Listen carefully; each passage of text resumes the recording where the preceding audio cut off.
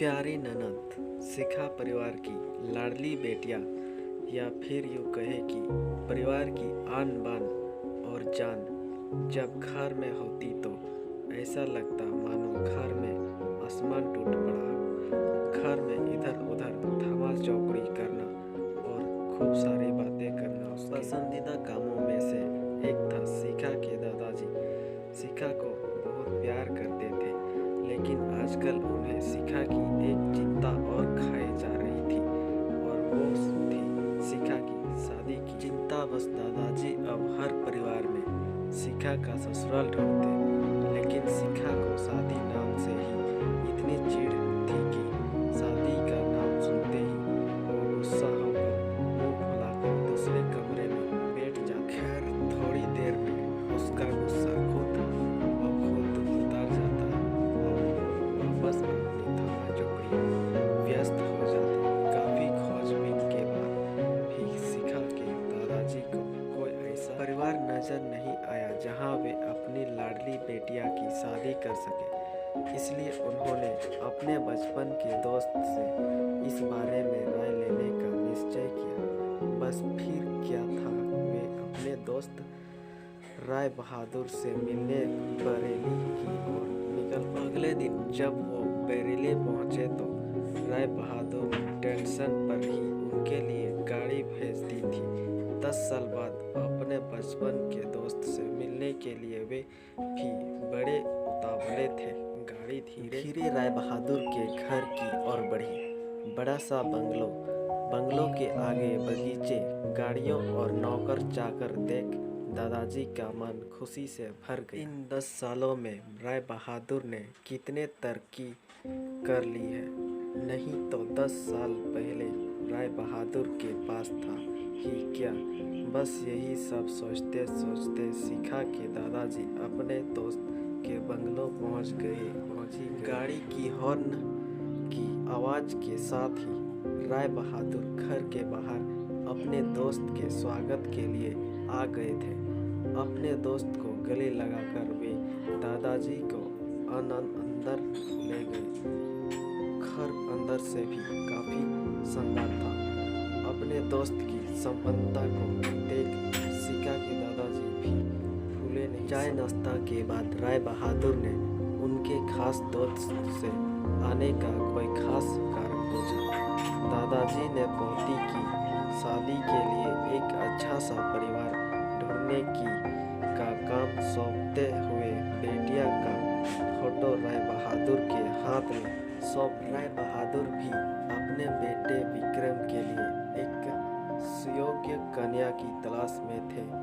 तीखे नैन नक्श चेहरे पर तेज और एक बार में ही किसी को पसंद आने वाली शिखा बेटिया को फोटो में देखकर ही उन्होंने शिखा को अपने घर की बहू बनाने का फैसला कर। राय बहादुर इतना सोच ही रहे थे कि इतने में उनका बेटा विक्रम आ गया। विक्रम ने दादाजी के पैर छुए और हालचाल पूछने के बाद ऑफिस की ओर निकल गया। विक्रम के जाने के बाद राय बहादुर ने अपने दोस्त से विक्रम और शिखा के संबंध के लिए पेशकश की। शिखा के दादाजी कैसे राय बहादुर ने उनकी बात खैर प्रसन्नता से विदा लेकर अपने घर आने का कहकर दादाजी अपने घर की ओर निकल गए। विक्रम को शिखा बहुत पसंद थी, लेकिन विक्रम की शादी अपने से भी बड़े घर में करना चाहती थी। लेकिन विक्रम के मनाने पर वो मान गई और तय समय पर विराम और शिखा की शादी हो गई। ससुराल में शिखा के सास ससुर, विक्रम के बड़े भैया भाभी और शिखा की ही उम्र की एक ननद थी रागिनी।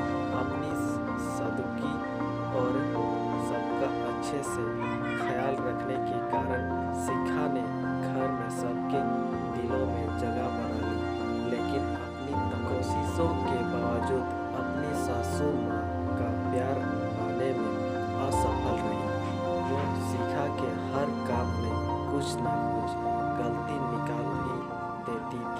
शादी की रात को ही विक्रम ने शिखा से साफ साफ कह दिया था कि घर के किसी भी मामले में मैं बिल्कुल नहीं बोलूँगा, ना तो मैं किसी बात पर माँ से बहस करूँगा और ना ही तुम्हारा साथ दूँगा। तुम्हें अपनी समझदारी से ही काम लेना होगा। लेकिन शिखा की लाख कोशिशों के बावजूद भी सासू माँ के व्यवहार में कोई परिवर्तन नहीं आ रहा था। शिखा की ननद जरूर उसकी माँ से शिखा भाभी के प्रति इस तरह के व्यवहार पर उछल जाती, लेकिन इससे भी केवल बात बढ़ने के अलावा कुछ नहीं होता। इसी तरह करीब 1 साल निकल गया। शिखा और विक्रम को जुड़वा बेटियां हुई। यह समय शिखा के लिए अग्नि परीक्षा का समय था। शिखा का दर्द शिखा के लिए आंसू बन गया था। ससुराल में शिखा को संभालने वाला कोई नहीं था। कोई विक्रम और उनके पापा ने शिखा को अपने मायके भेजने के लिए पहले ही मना कर दिया था। एक दिन रागिनी कॉलेज से आई तो उसने सभी को कॉलेज के सालाना कार्यक्रम में आने के लिए कहा और यह भी कहा कि कॉलेज में उसकी भी 2 प्रस्तुतियां हैं, इसलिए आप सभी का चलना बहुत ज़रूरी है। खैर, ना चाहते हुए भी शिखा को अपनी दोनों जुड़वा बेटियों के साथ रागिनी के कॉलेज जाना पड़ा। कार्यक्रम की शुरुआत में गीत संगीत की कई प्रस्तुतियां हुई। उसके बाद मॉडलिंग राउंड शुरू हुआ। दर्शकों ने तालियों के साथ सभी का उत्साहवर्धन किया। मॉडलिंग में रागिनी ने भी हिस्सा लिया था।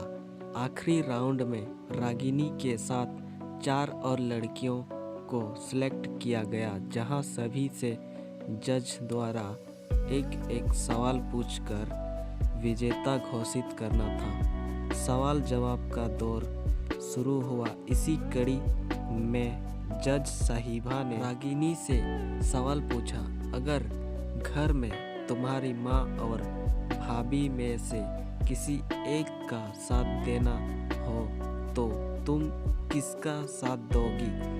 पूरे सदन में खामोशी छाई थी। सभी रागिनी के जवाब की प्रतीक्षा कर रहे थे। तभी रागिनी ने थोड़ा आगे बढ़कर अगर भाभी सही हो तो? अपनी भाभी का जज साहिबा ने आगे पूछा। क्यों?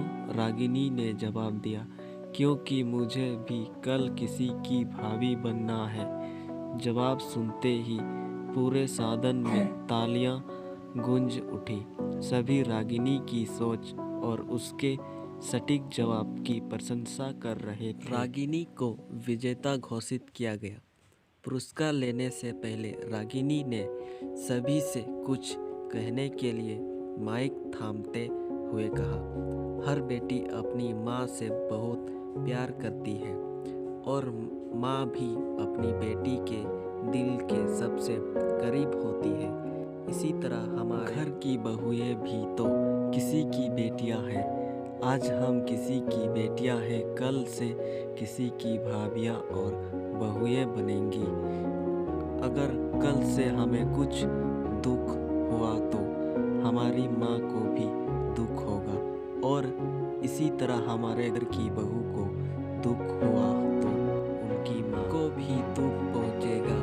और इस दुनिया में किसी भी इंसान को किसी की भी माँ को दुख पहुँचाने का कोई हक नहीं है। इसलिए हर सास अपनी बहू को अपने बेटी समझे तो आगे चलकर उनकी बेटी भी खुश रहेगी। रागिनी के इतना कहते ही पूरा सदन एक बार फिर तालियों की गड़गड़ाहट से गूंज उठा।